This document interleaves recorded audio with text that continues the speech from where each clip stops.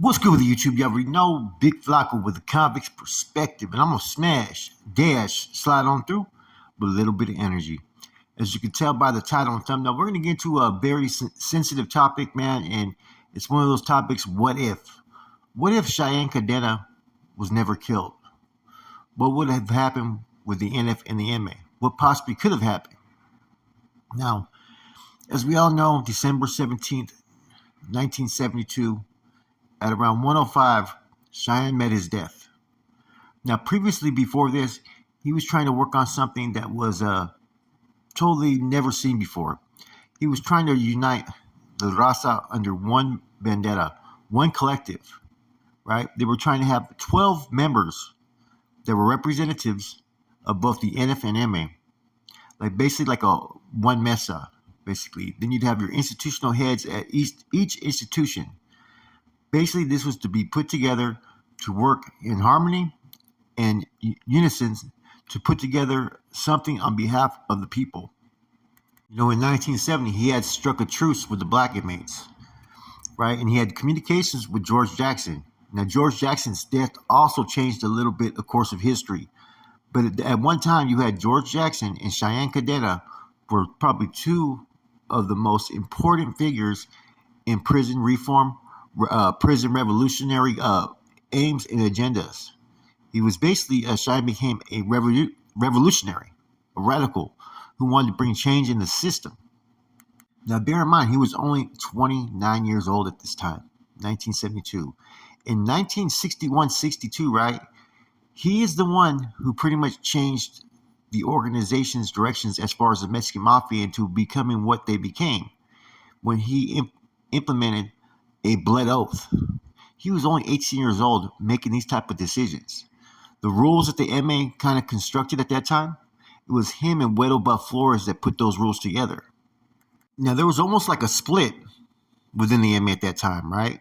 Later on, where some didn't mind trying to unite with the NF and pursue goals for all raza, while there was others that felt that they were superior to the NF and didn't want to even try to unify these two groups together, right? But anybody who was there, you know, in their position as far as siding with Cheyenne, pretty much their views died with Cheyenne.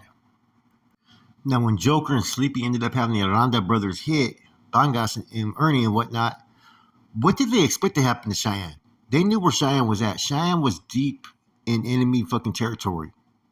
What did they expect to happen at that time? So all this that his people did not have him killed, in a lot of instances they actually did, I believe, because they should have known what was going to happen when they made that move on those individuals. And even days before, they also hit the individual Mike Nolan, who was an NF member.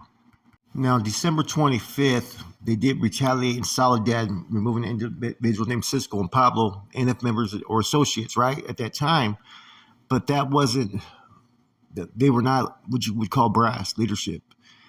And so the MA have always vowed to take out NF leadership in response to Cheyenne's death.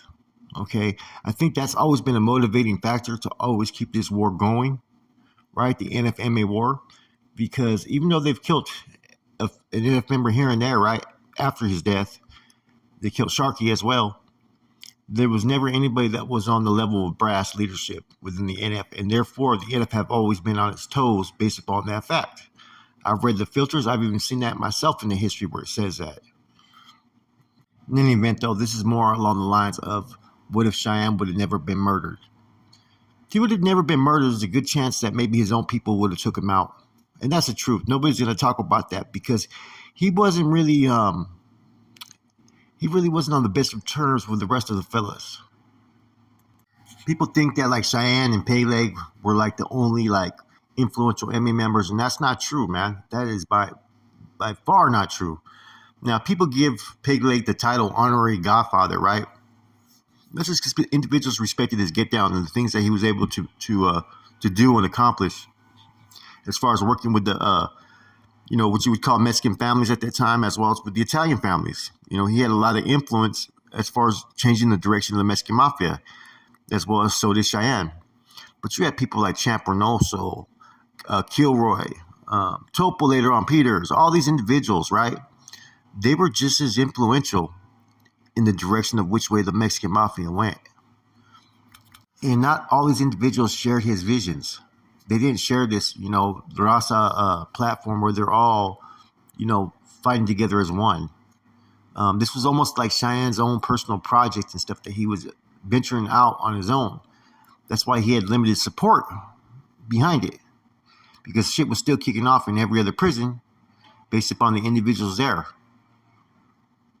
It's they always try to sit there and say that, no, the inmate didn't have anything to do with Cheyenne being killed, which in a lot of senses, yeah, physically they didn't.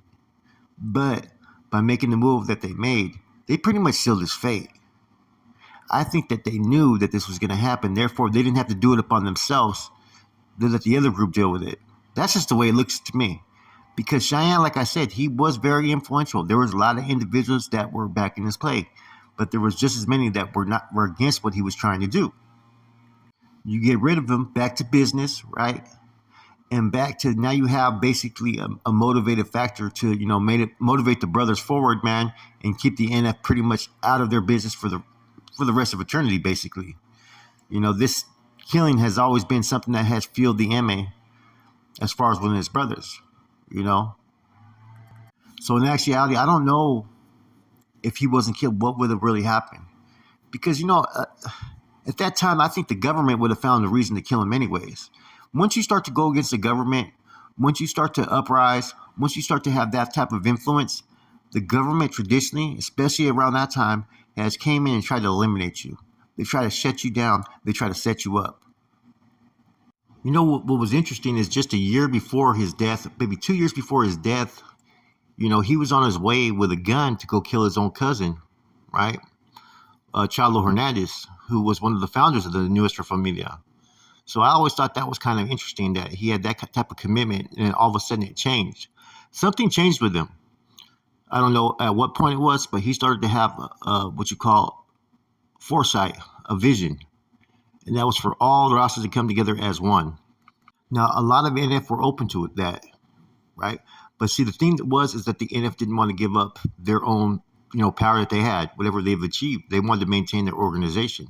So that's why he was right there in Chino Palm Hall, which was at that time NF headquarters. There was a few MA members there as well, right? But the peace had kind of been able to be maintained. So I personally think that either administration was going to find a way for him to be killed, or maybe he would have been killed by his own. That's just my personal opinion, because you had elders that thought different, Joe Morgan, Champernoso, all these other individuals. But see, what people always tend to forget, right, is that all these individuals, a lot of times they knew each other. There was individuals that used to sit there and, associate with the Mexican Mafia before there was NF, right, that later became NF members. It wasn't like they didn't know each other. I think a lot of the questions is where did Cheyenne stand with all the illicit ventures that they had going on? At that point, right, in time, they had already infiltrated a lot of the drug programs in Los Angeles. The grants, the job positions, and they were benefiting from this. Thanks in part to, Joe Morgan, they had already established an alliance with the Aryan Brotherhood. During that same period, Cheyenne had made peace with the blacks.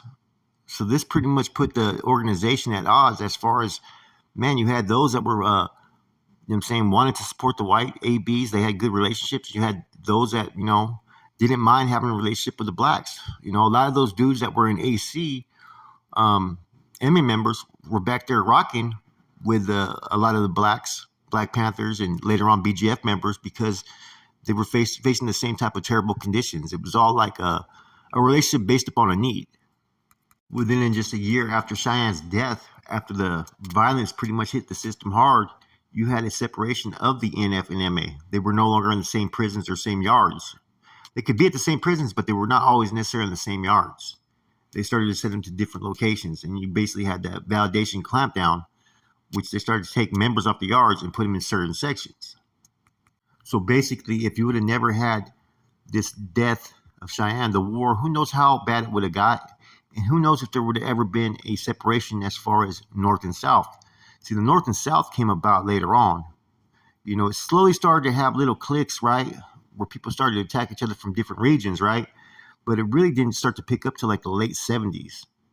And that's when both organizations pretty much got involved. And, you know, the North Day's involvement as far as with NF activities were basically sealed by 1979.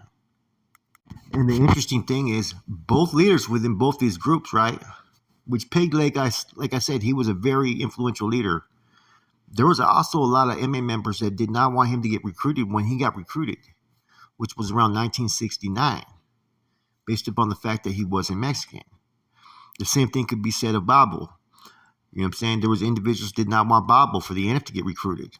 He later on became fucking elected the general, based upon the fact that he was involved in the all-out blitz in 1968 and killing Cricket Gallegos. Even though Peg Leg Morgan, right, didn't want Cheyenne to be killed, right? Or at least it seems, right? Maybe he had a hidden desire, right? Because he looked at him like almost like a son. Peg Leg was almost like an advisor before he became an official member in 1968, 1969. But once he had gained his membership, he was one of the more influential ones as far as, he did what he had to do, being his race, right, to really establish himself within that organization and grab a hold of it. But his vision was totally different than that of what Cheyenne had at the time of Cheyenne's death. And I really believe that had Cheyenne not died, Peg Leg Morgan may have not been able to get the power that he had within that group. Because there was already people that were at odds, at that time, that didn't like Peg Leg, but they accepted him. I think the NF's, feeling on this whole subject was they were more than willing to come with peace talks, because a lot of them, like I said, were in YA together, hit the system together. There was a lot of relationships there. And I think that they were more than willing to come to the table and have talks. As long as the NF felt that they were being treated and looked at with the same level of respect, I think that things could have been potentially worked out. It was always mainly the main problem. Peace wasn't something that these gangsters were used to having. They weren't used to having this different type of foresight that Cheyenne was bringing. Therefore, it was hard for people really to completely get behind him at first, but I think the potential was there.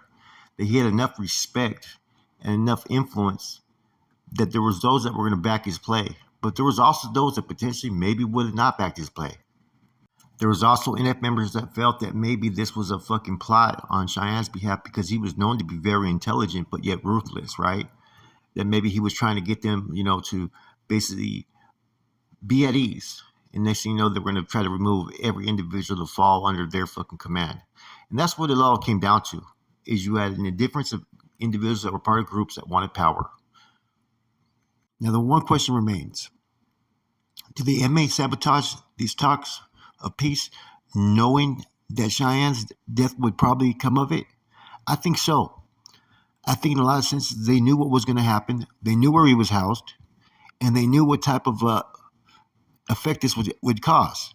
Based upon the fact of Cheyenne's death, they ordered a kill on sight on all NF members, and they vouched revenge in blood on killing one of the NF members' brass members, leaders. Therefore, there was 31 deaths the following year. So the war that some of the MA members wanted, they got. And I think they utilized Cheyenne's death as a motivating factor to do so. There was a few MA members that wanted that peace. They didn't want war. But they were kind of quiet because the ones that had more influential power at that time, were the ones that were pushing basically that they didn't want peace with the NF, that they looked at the NF as an inferior group. So like I said, things could have went different. I'm not saying that the NF and MA would have united at that time, but I think there was potential for different types of relationships. And this whole North and South thing that was created years later, they may have never been created if Cheyenne wouldn't have been killed. I think that was used for strategic recruitment purposes and territorial purposes. Like I said, man, every move that any of these groups have made has been all about one thing: power and control. Basically, power and control. And at the end of the day, you're dealing with criminals. You're not dealing with some like outstanding citizens or some military vet that has all these declarations. You know what I mean? And you're You're dealing with individuals, man, that know how to wiggle and move and are fucking basically fucking treacherous, right? Fucking wicked. Some are evil, you know, intelligent, but the same token, straight criminals. You see, Cheyenne wasn't like one that was out there in the streets that was involved in any of the, street politics as far as brown berets and whatnot. A lot of the NF were though. Like I said, there is a little difference of age with a lot of these members. The NF were a little bit younger, and some of the beliefs that Cheyenne started to gravitate towards, like the brown braids and all these, revolutionary factions that were out there that were, writing imprisoned inmates. They were the same things that the NF were pretty much dealing with at that time. So there became more of a common ground sometimes with some NF members and with what Cheyenne was pursuing, as opposed to what the old timers were trying to go by. The old timers just wanted fucking organizational business. They wanted to control the rackets. They wanted to use their power, and they wanted to take over all of California. Anybody got in their way, they wanted to fucking basically murder. You did have two different philosophies. How could you incorporate and merge those two different philosophies together under one bandana? That was the question, and that's what Cheyenne was trying to do. He thought that he could do this, and maybe he could. There's those that know how to move the room. They know how to move the people. And, look at what Cheyenne did when he was 18 years old. He changed the organization, the MA, just overnight. Helped make the rules, the blood oath, and all that while he was 18 years old. Right then at this time, he was 29 years old. He was at his fucking peak right now. He was in his prime. So there's no limit to what he may have been potentially able to achieve. And some of the issues that have happened that have pretty much influenced the Raza's direction thereafter, they probably wouldn't have happened. Like I said, there probably would have never been no north or south. Anyways, man, I also want to address real quick. I hope you guys tap into my convicts reaction. I got a lot of reaction videos I've done on there. It's just where I'm a little bit more free, open, and speaking my perspective of just how I view things, my reaction to things. Just, a lot of it's just me just talking the talk, man. You know what I'm saying? So tap in, subscribe. Also, man, I appreciate everybody that's been supporting me. It's been a long journey these last few years, man, and I appreciate every one of you guys, man. With that said, it's your boy Flacco, Convicts Perspective. I'm gone.